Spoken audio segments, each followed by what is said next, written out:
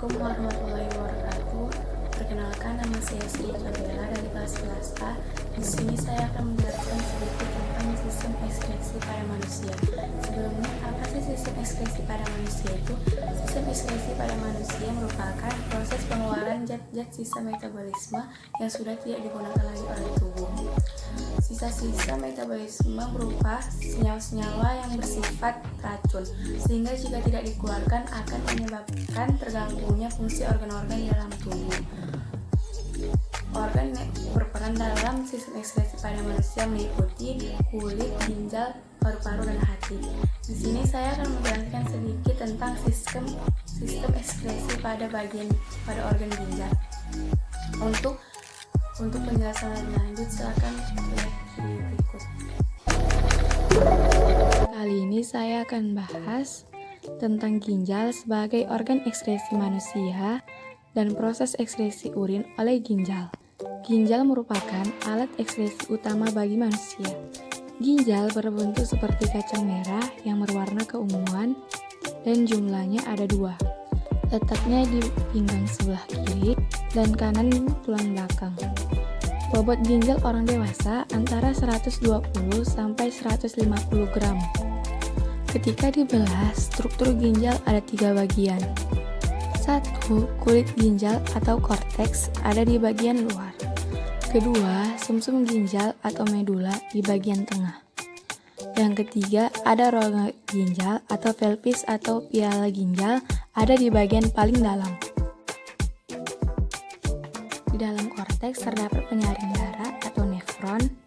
Setiap nefron tersusun atas badan Malpighi dan saluran panjang bergulung atau yang disebut dengan tubulus atau tabula.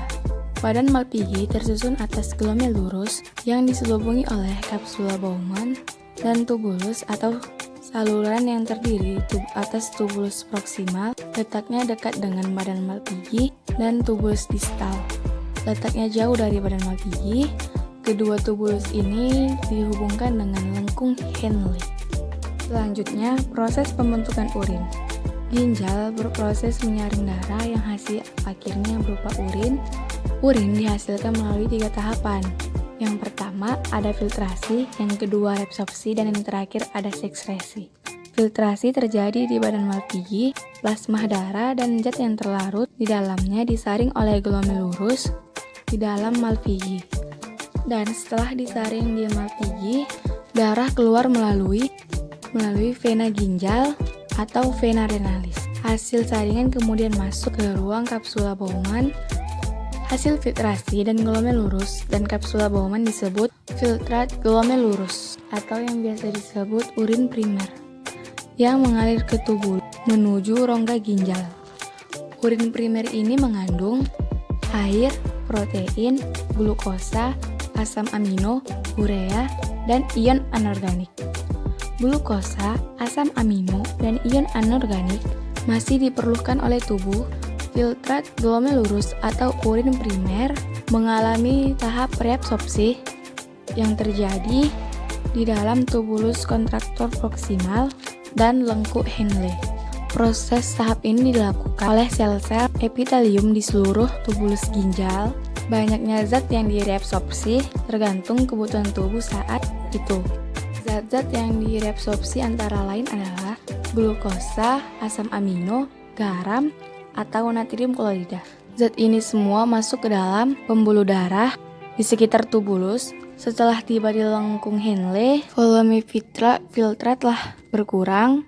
Hasil tahap reabsorpsi ini dinamakan urin sekunder atau filtrat tubulus.